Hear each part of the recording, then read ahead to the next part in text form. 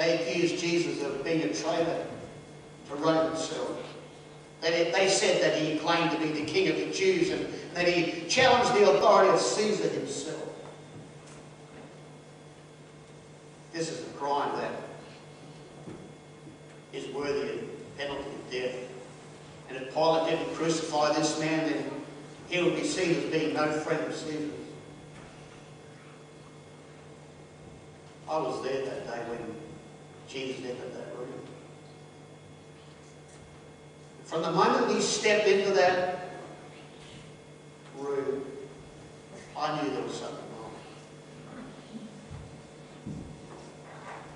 Pilate was a man accustomed to sending hundreds of people to death. I'd seen him sentence countless men to be crucified without even flinching. But as that interrogation took place, it became very apparent that Pilate wasn't judging this man. This man was judging him. And Pilate's unease only increased when his wife burst into the room and she dragged him off to the side, trying to warn him about how that in the night she had this dream not to do anything with this religious man. So Pilate then sought to spare Jesus, painted the cross, and he instructed me to take him outside to the outer court and have him flogged. You've got to understand, flogging was a punishment usually reserved for the worst criminals. 30, 40, 50 lashes, and a man's skin would be dragged from his back and his chest, and strips of skin would hang from him, and blood would pour from the wounds. And one of every 3 men who were flogged died at the flogging post. When we were finished, my soldiers began to mock him, and they put on him a purple robe, and the soldiers fashioned a crown of thorns and they shoved it down on his head. And we laughed and called him and said, "Hail, King of the Jews!" Then we blindfolded him and spat on him and we struck him and said, "Prophesy to us, Son of God. Who was it that struck you?" But he never said a word. He stood there as one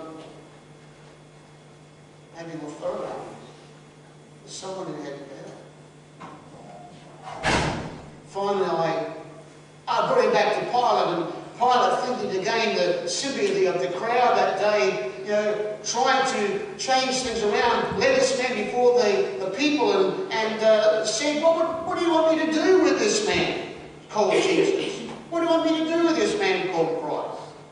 Well, the chief priests and the Pharisees were there, and they were going amongst the crowd, whipping the crowd up, and they began to shout with one voice, "Crucify him! Crucify him!" And the more that Pilate tried to get them to quiet, all the more they cried out, "Crucify him!" At last, even though Pilate was uneasy about this Jesus, he feared the crowds more, and he wanted me to take him outside the walls of the city to a place called Golgotha and put him in. Now, I've got to tell you that crucifixion is one of the most horrendous and cruel forms of execution known to me.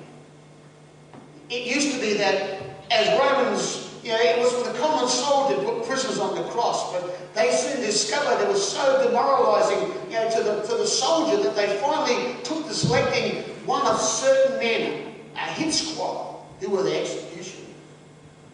These were normally men of great strength, and when it came to time to pin their man's hands and feet to the cross, they would do so with one blow. They would drive the nails through the flesh into the hand and the feet. And it was that the other soldiers were assigned to stand guard of those dying on the cross, and even those soldiers took to drinking large amounts of liquor, strong drink, to dull their senses. I recall soldier sang to me, of all the sounds in hell, none is more pitiable than those terrible cries that through the silence of the night. Crucified men hang in agony and cannot die, while a breath hangs in their body. Now when men were being nailed to the cross, they often would spit on us, they would curse us, and they'd threaten us and our families. And we all knew that their threats were meaningless. Once a man was placed on, raised up in the sky, they'd never come down alive. But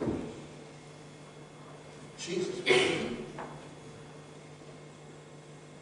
he never spat on us or threatened us, cursed us. Like a lamb going to the slaughter, he opened not his mouth. At one point during the day, Jesus pushed up his feet, which were pinned to the cross, and he took air into his lungs, and he cried out, "Father, forgive them, for they know not what they do." They know not what they do. This year, I got caught up, and I joined in the joking and the mocking and the taunting of Jesus, but then the darkness came.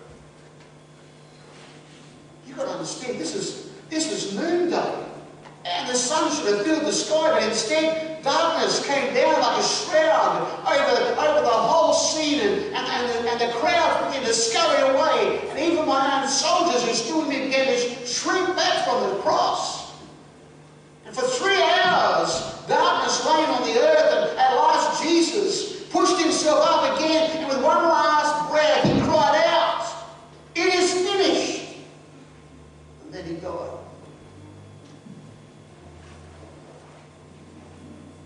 No sooner had he cried out those words and the earth began to shake beneath our feet, and my men began to fall to their knees, and I looked up at the man on the cross and said, "Surely this was the Son of God."